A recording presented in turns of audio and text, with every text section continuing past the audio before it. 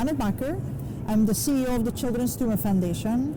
I'm a PhD pharmacologist by training. I was trained in Antwerp and then have been at a couple of companies. After about 20 years of company experience, I decided to join the Children's Tumor Foundation, which was in 2012, and I've been president CEO since 2014.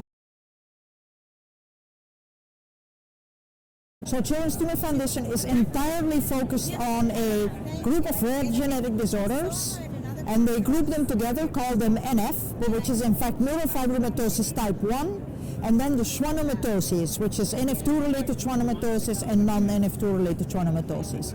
And these three disorders have very different incidences, but they are connected to each other by the fact that they result in the development of tumors on the nerves.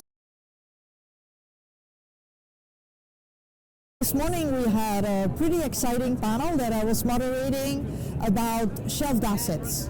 So there are a lot of companies, especially biotech companies, that are acquired by the major pharmaceutical companies.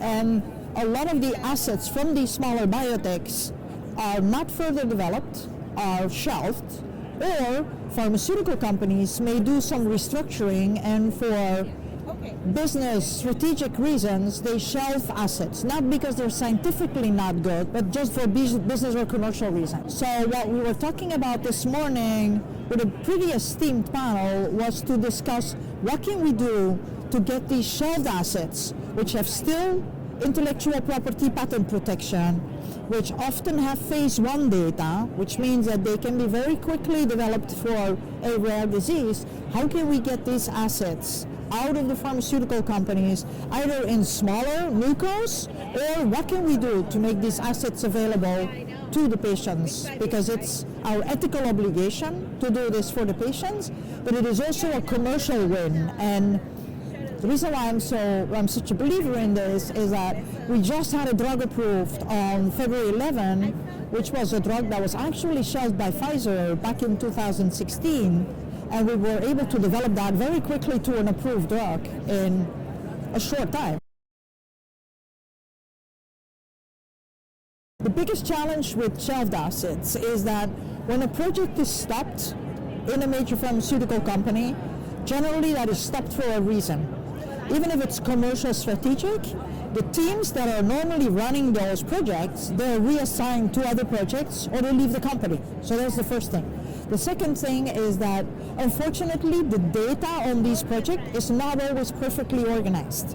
So you can imagine that although we still have IP protection, but the teams are not there anymore, the data is not perfectly organized, it's really hard to create a data package that actually allows these assets to get out of the companies. And then, of course, there is also an emotional thing that somebody decided that this asset was not good enough to be developed. And that was very often an executive leader of the company. So finding a champion that is willing to question that decision also required some seniority, let's say, in the company to be able to make that happen. So the two drugs that we have approved now all came from a huge collaborative initiative between different foundations, including the Children's Tumor Foundation. And I think what really differentiates us from some of the other patient organizations is that we are laser focused on making sure that, one, the patients get access to the treatments they deserve, but two, that we make it as attractive for pharmaceutical companies as possible to come into the space. And we do that by doing two main things. One is we have built what is called the preclinical hub, which is a network of both academic and CROs, public and private, that can very quickly de-risk an asset, not having to go through the months of negotiation with either the academic center or the CRO. And we couple that to either a clinical trials consortium, which are 20 centers that are working together to test drugs in the clinic, or we have now newly developed platform trials that are up and running and where the company can actually just plug the drug into the platform trial. So both of them are, call them accelerators for NF research. So what we have been able to do over the past 12 years is we have now about 60 clinical trials that are up and running. and we have 2 drugs approved, and we have been investing also in companies now. We've invested in 2 companies. One is Annette, which is focused on developing a gel for cutaneous neurofibroma, and one company that we've invested in is Helix. And Helix is an AI company who have in fact used artificial intelligence to discover their drug, and that drug just entered into the clinic as well. So we have been enlarging our scope of reach over the years.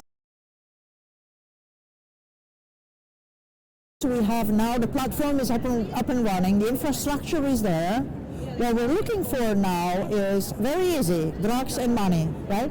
We need clients, we need companies to believe that NF is a good indication and that it is worth to get drugs for NF to the market. That's the first thing. We have 2 believers, which was AstraZeneca and SpringWorks being a spin out of Pfizer.